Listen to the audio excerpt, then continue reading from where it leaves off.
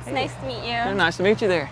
My name's Larry. Were you ready to go into the cave, see what this looks like? Yeah, we're ready to go. Okay, just follow me right in. Well, everyone, I'm not sure how much y'all know about caves. I'm going to kind of go over some of the basics for you. See, this cave was formed by an underground stream that came through here and it carved all this out. You see, it dissolved the softest parts of this rock to get this big open space we're in right now.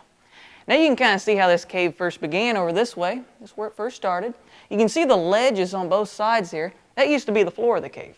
Eventually, the water just seeped through all the little cracks and crevices in that floor, and it formed this bigger passage below.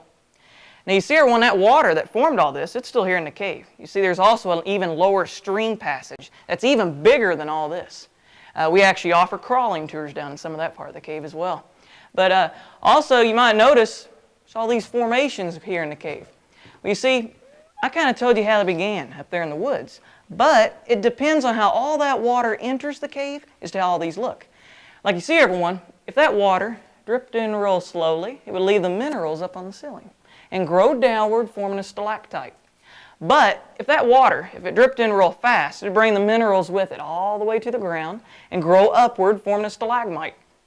Now, there's a few ways to make it easier to remember. Like, stalagmite has mite at the end because it might reach the ceiling.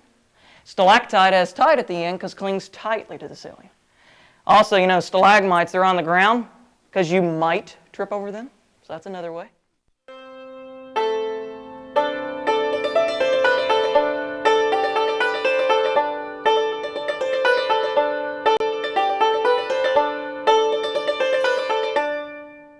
You notice here we have another type of formation. This is called flowstone. And as you can see, it's not formed by dripping water, but by flowing water. So see, it leaves sheets of minerals behind as it flows down. And this water is actually making its way to the stream passage of the cave. It's too small for anybody to fit through, but the water can find its way down to it there. Now also, as you go through here, you'll notice up on the ceiling, not all of these are stalactites. Some of these are called soda straws. You see, soda straws, they're basically baby stalactites. See, they're hollow inside, just like a straw. And you see they'll eventually plug up at the very end and eventually form a stalactite. So quite a few soda straws up there. You know, just like a tree has rings inside of it, shows its rate of growth, formations actually have rings inside them too. It shows how much water gets to them. Is there always this much water, or are there certain times of the year when it's dry? Yeah, especially after heavy rain, there's just water gushing from the ceiling all over the place. So it seems more cavey then, but yeah, just different times you can see it. And also, if you notice here as you go, some of these formations, they have different colors to them. These are just different examples of those different minerals that come down the cave. So kind of like a painting through here. Looks like lakes and ponds on the side here. Pretty neat. A lot of people say it looks like a forest through here, like tree trunks and branches and leaves at the top. Yeah. Pretty neat. Well, everyone, if you'll notice up this way, these formations here are in a row. That's because there's a crack in the ceiling. Water just finds its easiest route possible through the cracks and brings the minerals down through it. We like to call this area here the prison bars.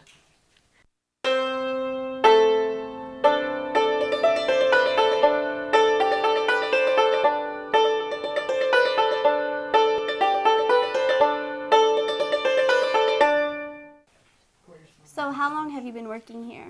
This is my third year working here at Marengo Cave.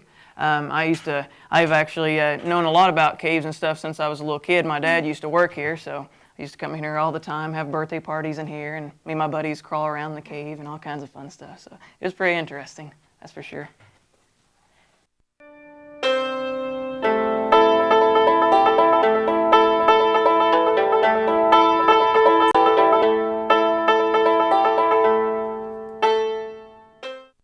Now, the cave was discovered way back on September 6th, 1883, by two kids. Their names were Blanche and Oris Heaston. Blanche, she was 15, and Oris, he was 11. And you see, they used their candles when they went head first on their bellies, crawled for about 40 feet or so down a slope.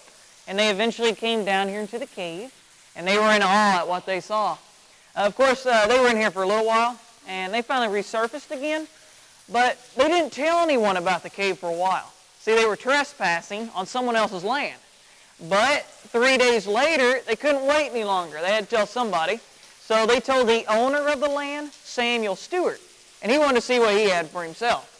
So of course, he also came down here into the cave, and he was pretty excited about what he saw. And within a week, he started opening up commercial tours here in the cave, costing 25 cents each.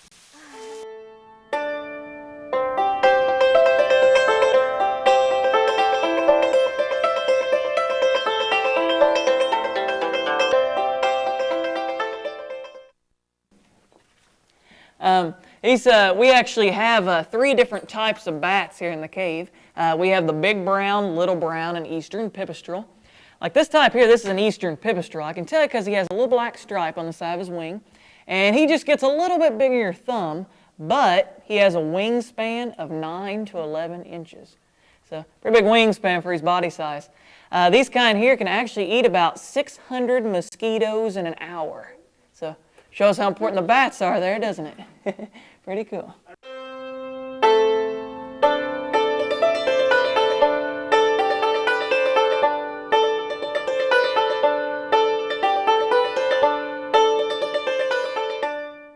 This area through here, we call this Pulpit's Rock.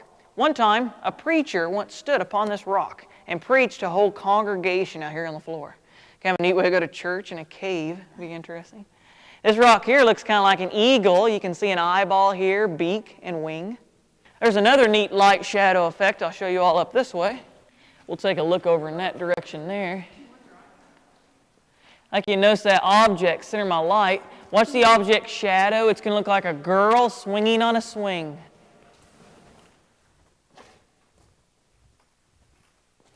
See her ponytail and dress there?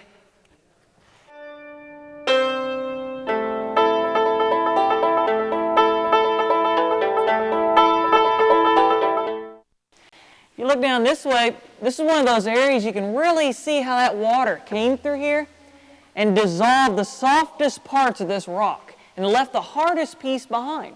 So we have a limestone shelf. You all might notice there's a mallet on top of it. You see, years ago we found out by hitting this hard enough, you could hear it echo all throughout the cave here. Sometimes you can even hear it all the way up on the gift shop porch.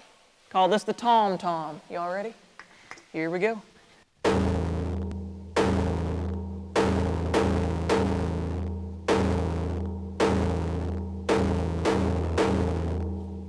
Pretty neat there, huh? Show you how hard that limestone is. We've actually broken quite a few mallets on it. So it really shows how hard that is there.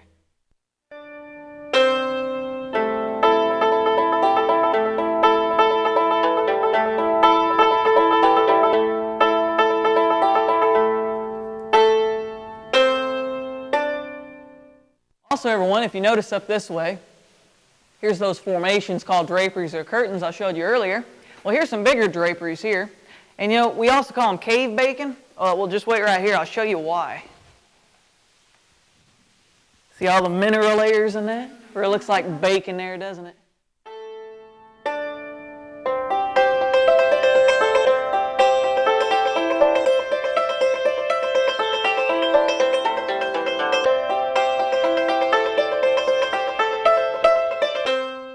How can we find out more information about Marengo Cave? Well, the best place would go would obviously be the internet, marengocave.com, and it could give you all the information you want to know. It'll give you the rates of everything, the commercial tours and the wild cave tours, how many options you get and everything like that. Thank you so much for the tour, Larry. It was nice to meet you. Well, I'm glad you enjoyed that there. I hope you'll get a chance to come back and see us again.